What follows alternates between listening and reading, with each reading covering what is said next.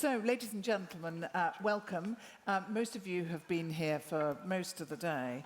And what I wanted to do was each of you both introduce yourself and your particular interests. And I want to really concentrate on the future, to do some future casting. I'd offer to sit on my lap, but I think it's... We'll give them a chair. Sorry. Do you know, these are stools. They're cunningly disguised as tables, but they're actually stools. So if you take the flowers off them, it may not be elegant, Viva, but it's... And we will take turns in sitting on it. Yeah, take turns in sitting on the stool. Yeah, of course. This one? That's okay. How many people does it take to change a light bulb? There's a chair coming. There's a chair coming. Okay, well, let's start. Okay, Despina. So we're thinking about... Oh, put them here, all right. So Despina, we're thinking about the future and future directions. We're thinking about what comes next, what have you heard today, and where do you think we should be going? So thank you very much. So you asked us to introduce ourselves, and I should actually, because I don't think my name is even in the program. You were expecting probably Khalil Rouhana, but in the program that is distributed, so people who have seen the paper version, my name is not there. So yes, my name is Despina Spanou. I work in the European Commission in a directorate that is called Digital Society Trust and Cybersecurity. And part of what we do is ensuring, as part of this digital society, the digital transformation of healthcare. So if we're looking at the future, what we are doing in the present in the European Commission is try to build an ecosystem by which all the data, I heard everything about data, personalized medicine, all that we need to do if we want to advance brain healthcare and if we want to fight what is expecting us, which is going to be a major challenge in neurodegenerative diseases. And I used to work in the area of public health. I know many of you in this room. And I know what the challenge is in terms of burden on the healthcare systems, burden on the society, on the patients. So what I'm trying to do in my current job is to make sure that this wealth of data that we have and exploiting the work that the European Commission is doing on the data economy will allow us to invest more in personalized medicine, in identifying the causes of neurodegenerative diseases, and identifying, of course, solutions for the global population, but also for individual cases. In the nice bag that we were given, you will see, first of all, how we intend to provide the tools. So you have received, all of you, I was very proud to see a product of the European Commission, the results pack of the research projects that we have on the brain. I will draw your attention on one project, which is the biggest project of actually of research that we have, because we have invested €1 billion for 10 years for the Human Brain Project. And the Human Brain Project has a lot of importance for ICT technology, because what we're doing is to try to study the brain, also to see how this can be applied for the technological aspects. We're talking about artificial intelligence, robotics, etc., but also to identify the tools for really drawing outcomes, drawing conclusions about how the brain works that we can then apply to medicine, to research, etc. So this is an area where we try to identify mostly tools, and this project generates a lot of work that I think is very relevant to IMI, because it is additional data, additional results that can be used. The other thing we are trying to do is to change the way we see health data in Europe. There is a lot happening about personal data right now. The GDPR was mentioned shortly today. I'm sorry, I was not here for most of the day due to other institutional commitments, but my colleagues are in the room. And they told me that, of course, this is a big part. And, you know, the GDPR brought a very big reality to Europe, which is health data is personal data. If you want it, you need to ask people for their consent. And we're trying to make that happen. This is a very big challenge in my work. If you're going to transform the digital society, you need to bring people on board. And health is a very difficult area. We proposed earlier this year a very important initiative which will allow eventually, we hope, everybody in Europe to have access to an electronic health record for themselves. What does that mean? More data out there, more data transformed into electronic format that also brings certain challenges with it. So we propose basically a format that will allow a cross-border exchange of this data. Because today, if you're, I don't know if anyone is from Finland in this room, so if you're a Finn, you can use your phone and have access to your electronic health record anywhere you are. I can tell you if you're a Greek, this is not the case. If you're Polish, you will be able to do it because there is now an idea of building the system. And what is great is that in Poland, they were waiting for the European format so that when they build it, it can be accessible across the borders. Now, accessibility for the patient is one thing, but the data that will be generated once everybody has an electronic health record that can be then used if people decide to give it is the dimension that we're looking for if we're going to work on brain issues. And we're hoping that this is going to happen. When we were launching this initiative, we made one of these public consultations that we always have to do as part of our better regulation agenda. And we saw that more than 85%, I think, Monica, of citizens are willing to give their data for research, for medicine. Their only caveat is that they want to be able to control it. They want to be asked. So what we're trying to do through the standards of this exchange format is to make that also easy. Because, of course, you want this to be a system that is easy and that provides access and that pools data together so that they can be used by medicine and research to address brain issues. Another very important element, and I will close with that because you don't want me to monopolize, of course, this high-level discussion, is the importance of genetic data. And I think that was also mentioned today, also for brain issues, for brain disorders and brain health. And for that, we also have a very important project in Europe, which is a kind of voluntary approach by those member states that want, and we have today 13 or 14 member states that have signed. More? You can tell us how many, Monica, 16 or 17 member states? No, the genomics. Yeah. So it's very important that with that we manage to pool as much genetic data as possible, because that of course makes sequencing better, and I don't need to explain that to this audience. So this requires the help, and I take the opportunity of being here today, of everyone. I know that the pharmaceutical world is convinced. The civil society is convinced. We have been discussing a lot also with patients fora, consumers fora, citizens fora. They're all convinced that if we create systems by which the infrastructure is consent-based, but then allows all these benefits to come in, everybody's on board.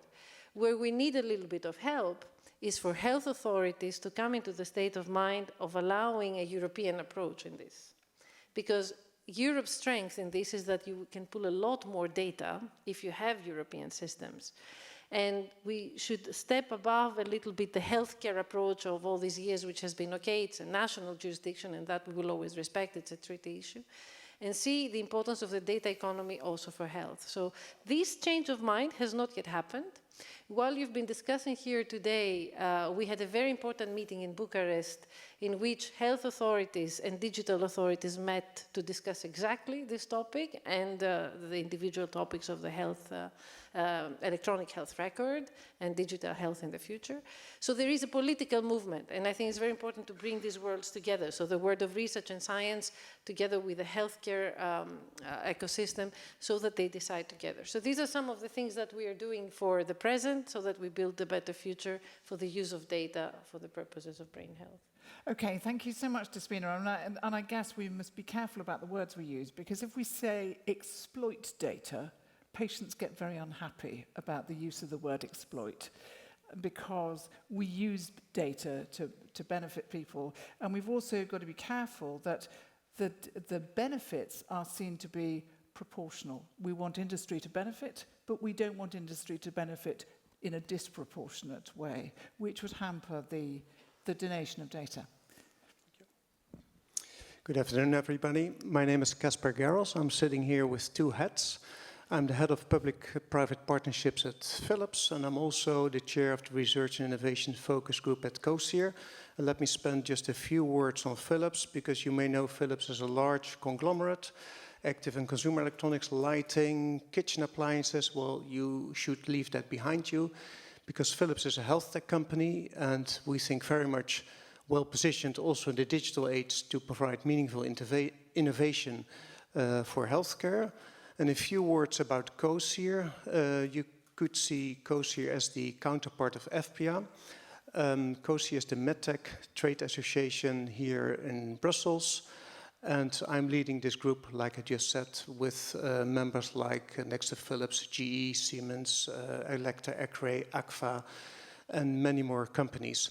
And important for today, I would say, is that the Commission has started with FPA, COSIR, and also MedTech Europe and a few other pharmaceutical associations, the discussion to reshape IMI into a larger public-private partnership, and the work title is currently, and you know it of course, Innovative Health Initiative. And that is ongoing. We have still the dialogue. So our plea is indeed that we team up. And if you ask me, Vivian, what did I hear today? That's just a confirmation what we are doing and what we are aiming for. That is, have a much better understanding and dialogue between pharma and technology. And really that the two worlds come together. And also, I know, of course, Bert is sitting here from Excel. We will make sure there's a demarcation, good demarcation with Excel, which is more the technology perspective. But just to give one example that may help you here as well, we are very much used in the non-pharma world to talk about technology readiness levels, meaning if it's 1, it's fundamental research, if it's 10, it's close to market introduction. Pharma doesn't use those terms, and that already signals the difference in language we're using, and it also signals very much the innovation pipelines that are so different. So hearing today's speakers in the various panels, and certainly this morning, I'm glad about the support of Ms. Lanzenberger, also of DG Connect, that we have to work together. We have to include technology much more, but also the second panel where Ms. Barberino, I think it was, said we're together in this. We have to collaborate, and now we're in a flow. My point is we are in a flow, but it needs to converge. And that's why we need to team up in a more and more, I would say, structured way. Thank you. Talk to me a bit about the commercial tech companies, because there's a lot of offerings out there already, which are consumer tech, which is racing ahead at enormous speed. Yes. How do we incorporate those companies and approaches in the future in health? What do we do? Well, as you may have heard today, this is scattered.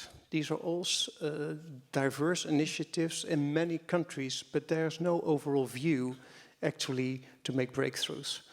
Then we have the situation, of course, of 28 markets, and also the reimbursement issue, and the GDPR. So I would say we do not have a solution yet, but if we collectively work on that, we will make it happen, but not if we remain in our silos. Thank you. Thank you. I'm Adriana Maggi, and I have 2 hats myself. I'm a scientist, and I'm here representing a joint initiative that is JPND, a joint initiative, European Joint Initiative on Neurodegenerative Diseases. I was very pleased today because we just finished our strategic agenda. That has been an effort to put together, and I was able to see that whatever is in our strategic agenda was clearly a need that we heard today. And so I would like to briefly review what I heard and what is in our strategic agenda too, and the little differences that we have that are very little. The first one is I was very pleased to hear that finally we are not talking about the disease anymore, but we are talking about the brain physiology. It seems like we do not realize that we know nothing about brain physiology, that is healthy brain, but is brain physiology. And so it's very difficult then, if you do not know what is the basis, to understand what is the disorder and to stratify the disorders, because we have spent a lot of money in stratifying disorders, but then it's very difficult if you don't have a comparing, a control in your experiment that is the health. So in JP&D, we are putting a lot of emphasis in the future research on healthy brain and understanding the biology of thinking, the biology of the brain. We want to understand also the disorder, but I think we have a further control that is very interesting to my point of view, particularly with biomarkers, that is the resilient. So if you have a disease, and if you have a disease that is going away from the healthy brain, then the resilient should be the control of, the opposite of the people that has the disorder. So we are putting a lot of emphasis in generating cohorts on resilience. The other point is the complexity of the disorders. That is not only the fact that all these diseases have different shape and present in different ways, but the complexity also of what is causing the disorder, because at the end, we want to understand the molecular basis of the disorder. And so, first of all, we have to take into consideration gender. Today, I didn't hear the word male and females. Well, I think that, you know, the disorders present very differently in the two sexes because of the sex that is different, and because gender, because the behavior in the society of male and females is different. So we should add this, and we will add this in our research. We will add the comorbidities, of course, because these are triggering different effects in the disease. We will add aging, because aging is a component of dementia, but is a component sometimes, or is the cause of dementia. And so we have to understand this. And we have to add risk factors, because that is a very important issue. And so this is the last thing. The third point is the dynamics. We heard today that this disorder presents themselves very early. We don't see them, but then they develop. And so it's very important to understand how these disorders develop. So understanding the dynamics is extremely important.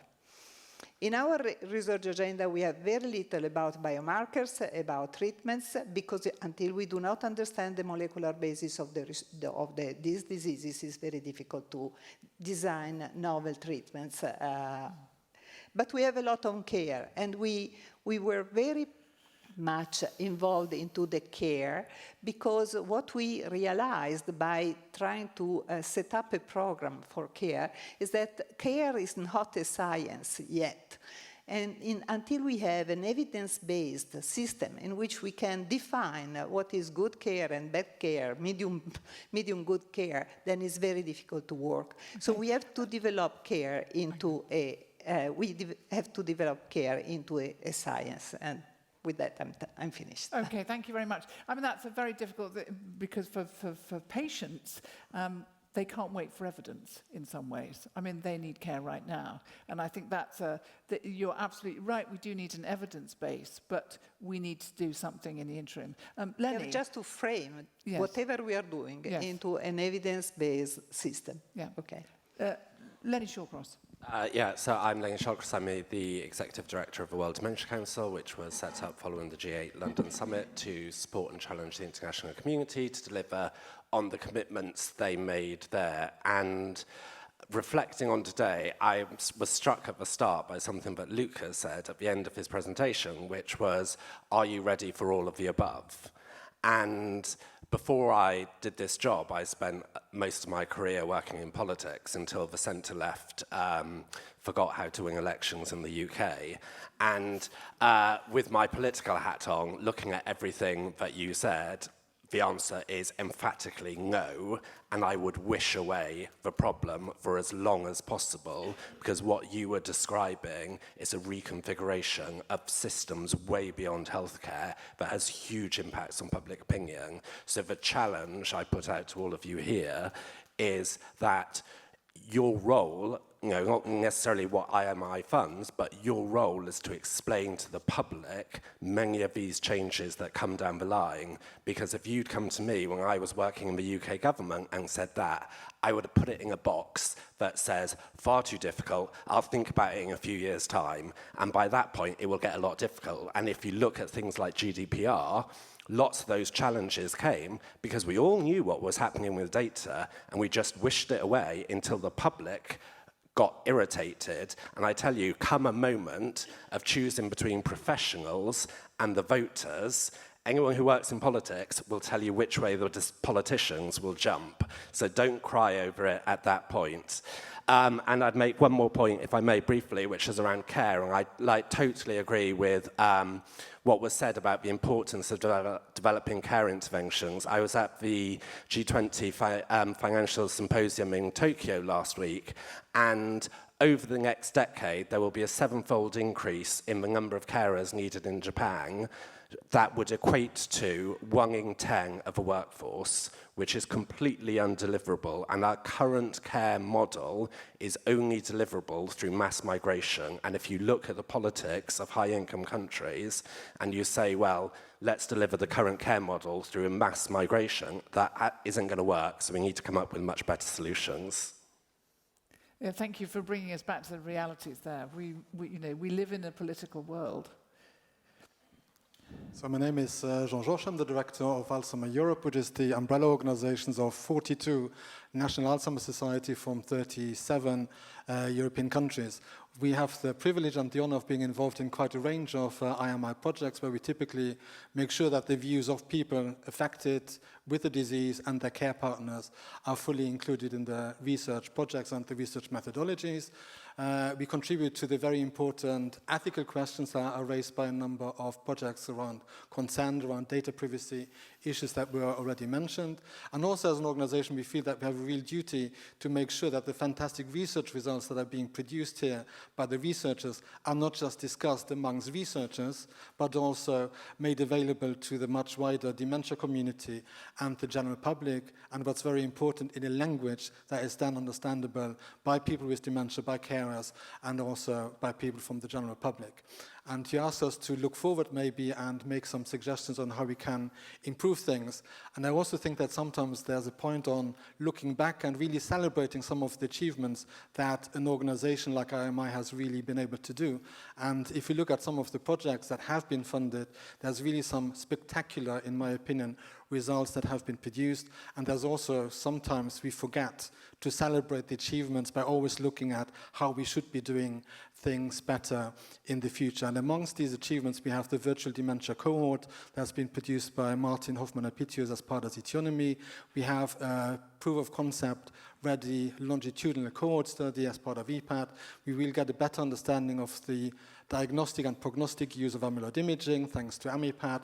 We have a data cube of real-world evidence with the shortcomings of real-world evidence thanks to Roadmap. So a whole range of really, really useful results that have been made possible thanks to the funding from IMI. But if I had to look forward as well on making maybe some areas where this can still be improved and even be made even better than it currently is one of the areas that I'm struck by sometimes is the kind of silo thinking even within IMI projects, that work packages don't talk to one another, so we really need to break down that silo approach between work packages within a single project. We need to break down the silo thinking between IMI-funded projects, so to really make sure that these projects are coordinating and communicating much better than they do. We also need to break down the silos between the research funding programs, such as JPND, IMI, Horizon 2020, the Assisted Active Living program. So a lot of that can really be improved. Something that I think for us is a real priority as well is to make sure that all that fantastic data that's being produced also has some longevity and will then be made available to future researchers in the future. Sometimes it becomes difficult sharing data across IMI-funded projects. So sometimes it's difficult to share data between European fund researchers and American researchers, so that's really also an area where we can definitely improve. And then the last point that I would want to raise is something that was also mentioned earlier, is that we want to get a better understanding of disease modeling and making sure that we have a better understanding of the nature of Alzheimer's disease. We cannot just have funding projects that are limited to 5 years. So we sometimes or somehow need to change the funding mechanisms that we have at the European level to ensure that longer periods of funding for specific projects should also be possible. And I think I'll leave it at that for the moment. Okay, thank you very much. I mean, especially important in brain health and degenerative brain disease. Let's hear from you. Good afternoon. Thank you very much for the invitation. I'm Salvatore D'Aconta. I'm the head of unit for cosmetics and medical devices in the Commission in DG GROW. We are on the eve of a radical reform of the European regulatory framework in medical devices. And I think that is a very timely and a relevant occasion for us to exchange our mutual experiences, because we are on the eve of a radical reform. You are also in preparation of a new phase of IMI. One could ask, but so what's the point in having you, in having me here? I think that the new the new project under IMI, or whatever the name will be in the future, will have to take into account the new requirements which are imposed by the regulatory framework, which will become fully operational next year in May 2020.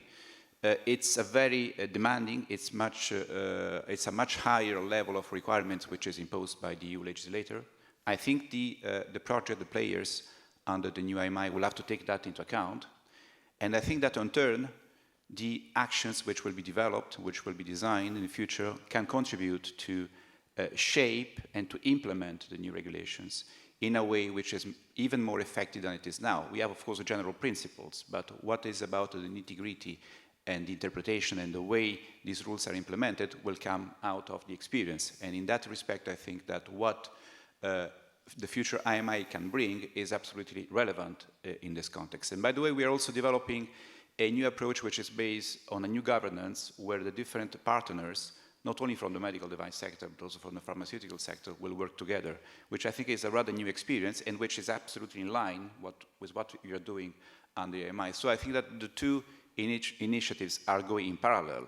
Don't forget also that in our new regulatory framework, we will put a lot of accent on the digital dimension. We will have the traceability of all the devices. Each of them will have a unique device identifier. So all of them will be traceable, and all of them will be registered like operators, like incidents, like safety reports in a huge European database that we are setting up, which will be a huge source of data available, much wider and much more powerful than it has been the case until now. So we are talking again about the possibility to have interrelation between the two systems, which will be, I think, extremely promising. And this is why I think that the dialogue between the regulatory community that I represent here and the scientific community will be fundamental. As I said, we have a new governance which is based on a dozen of working groups dealing with different tasks. And for example, one area will be the new emerging technologies, softwares. So again, here you can see an opportunity to develop this interaction amongst us and amongst the different stakeholders. I think that we go exactly in the same direction, the regulatory framework and your research initiative. Thank you. Vivav, I'm guessing that you're going to talk about the brain health number. Actually, I'm not. I think I've talked about it enough, but I do want to, maybe I'll sound very simple-minded, but you know, as the day wore on, I assume that at the end of the day, we have to prioritize some areas to focus on, right? And in my mind, I think there are three broad categories, right? One is we could really focus on enablers, right? That will enable the whole field. You know, people have talked about, for example, data standards, interoperability, figuring out things that, you know, that will help people benchmark their data quality to certain standards, et cetera. Clearly, this is an area for cooperation, and perhaps something could meaningfully be done in the IMI context here. And And I think we should always ask the question, is this problem right for IMI, for public-private partnership? So one is in terms of these enablements, right? Enablers, so to speak. The second category, in my mind, is this long-term basic research that many have talked about, right? Can we really characterize a healthy brain? Can we follow longitudinally people over a long time, digitally phenotyping them? I think that's great. One thing I would warn you is that you cannot hurry time. It goes at 1 year per year, right? And you have to follow people for a long, long time. There are initiatives already, the BRAIN initiative in the US, the Human Brain Project here, the Million Veteran Program, and many that have been mentioned. So I think we really have to think hard about what can we as a public-private partnership bring to the table here that goes above and beyond that? Or are we talking about like inserting digital measures in already long-running cohorts that will, really give validity and utility to digital biomarkers? Something to think about. The third category, so 1, 2, 3, right? One was enablers. Second was, long-term research. Third category is that can we identify something that we can affect now? Right? And I think that's the category that I spoke to in the morning, right? Maybe there is an unmet need that is not being solved by any of the stakeholders already. As you said, time is ticking. What's the evidence that's already there? Can we do something now? Maybe it's a solution for caregivers where they have instant access to the services that are available to them already, right? And really can guide them and really reduce their burden. Or maybe it's continuous EEG monitoring or something that really helps predict seizures and record seizures. Maybe the elements are there, but nobody really has the incentive to bring it all together. Maybe we can do something now. Maybe it's what I championed in the morning. Maybe we can already calculate and quantify a brain-healthy lifestyle, create a brain health index that, based on current evidence, people can track over time and modify, improve their resilience to cognitive decline, reduce risk, right? Maybe the time has come for us to do this. So that would be my third category, which is, can we solve a problem immediately based on what's already happened? I'm sure that there'll be many other people other than myself who will eventually have to make these decisions. Do we pick one in each category? Can we pick one in each category? Are there other categories? Should we focus on one or the other? But at least from my point of view, I would encourage sort of, at least we think along all those dimensions. And citizens don't always see the value and importance of research. And I think we're at a time in history at the moment where we need to show relevance. People are, their taxes, they're all, the money that they see being spent in the Commission, they need to be shown that there are things that are genuinely useful that are coming out of it. I agree with you. I think the time has come for us to focus on some things that can actually already deliver value. I mean, we all have a tendency to deny previous knowledge, right? And we need to just get past that. There are things that we already know. Just because digital is now does not mean that we haven't understood what processes or factors improve, for example, cognitive reserve. I think there's lots of literature on this. Digitization just helps us measure it and for people to directly engage with it. I do think that we should really think about solving problems for people today based on our learnings up till now. And I think that, I work for Johnson & Johnson. It's a huge healthcare company. But we still cannot necessarily develop these solutions on our own because we need other stakeholders. And so that, I think, is a gap to be filled. I agree with you. Thank you. Now, last but absolutely not least, Bert Colvenar, and you are the Pierre of digital because you have the same relationship as IMI does with research that you have with DG Connect. So you've come here. Tell us some of your thoughts, because it'd be very interesting whether you see the parallels. Right. So As Pierre is the director of the IMI working on medicines, I'm the director of the Excel joint undertaking working on digital technologies, key enabling technologies serving different kind of sectors. Now, there are three elements you need to know about the Excel joint undertaking. First, we're working on electronic components and systems. This means, simple terms, hardware, software, and the whole packaging system integration.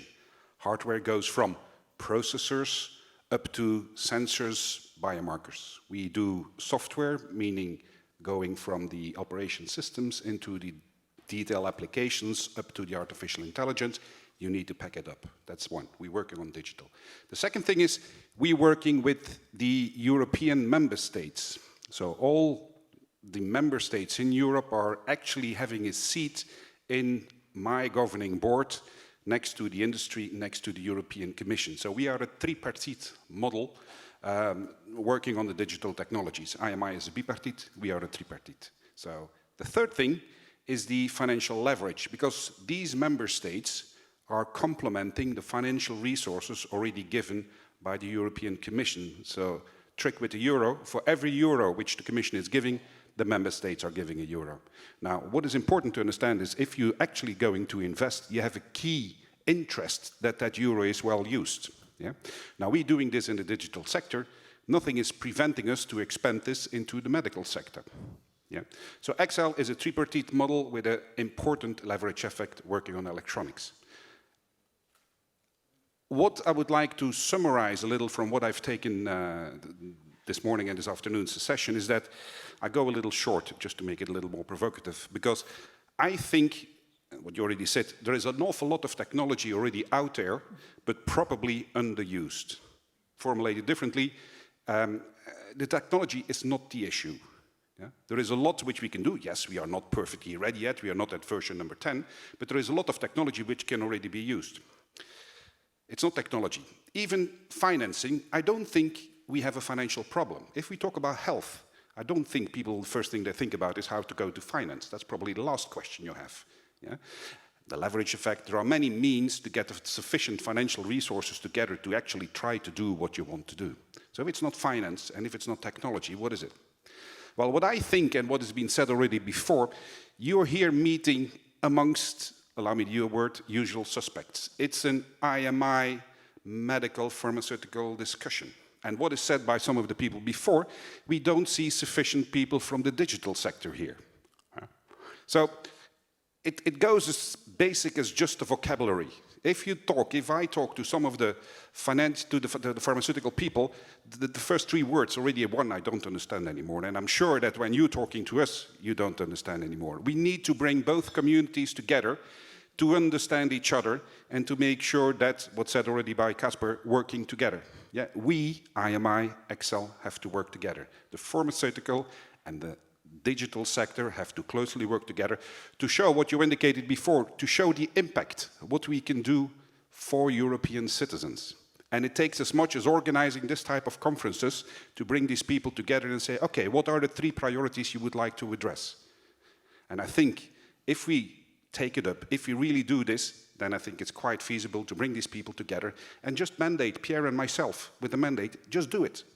Yeah? In the working plan for next year, if that may be a hint for the scientific committee, write in. We want you to work with Excel, and I make sure that it goes into my work plan, work together with IMI. Put some money next to it, and just learn by doing it. And I'm sure if we, when we're talking about the renewal of the joint undertakings, can prove that there's synergies between these different instruments for the benefit of European citizens, I think it's a beautiful story. It's a beautiful romance. It's a bromance. Thank you for all those contributions. I mean, I think the other thing that's come out for me very strongly is that health is a space where digital is running ahead at an enormous speed. And the longer we prevaricate and think about this and that and all the various approaches, you will get a lot of stuff out there which will be completely useless, which will not use data in the way that it should be used. And I think that the onus is on all of us to make sure that we get out there and we develop solutions for people as quickly as possible before digital technologies in health become tarnished, which they may well become tarnished because they are not going to do what they are supposed to do. Can I add? Yes. Thank you so much. Thank you for this comment, because I am delighted to be in this panel and to hear what everybody's perspective is. So you're absolutely right. We cannot work on research or medicine of any kind without considering what's happening with technologies. Artificial intelligence, very important. If you see the European work we're doing on artificial intelligence, we use health as a prominent example of where you can make leaps in diagnosis, always matching it with traditional diagnosis. But I can tell you, I was in the Silicon Valley 2 weeks ago, and we met some technology companies, and electronic health diagnosis was the first chapter they would always show on how you can use artificial intelligence. All those companies that are developing artificial intelligence tools, they know that this is where you will make groundbreaking difference. You can study the human brain from a very different speed, but for that you also need high-performance computers. And in Europe, we're also investing on that.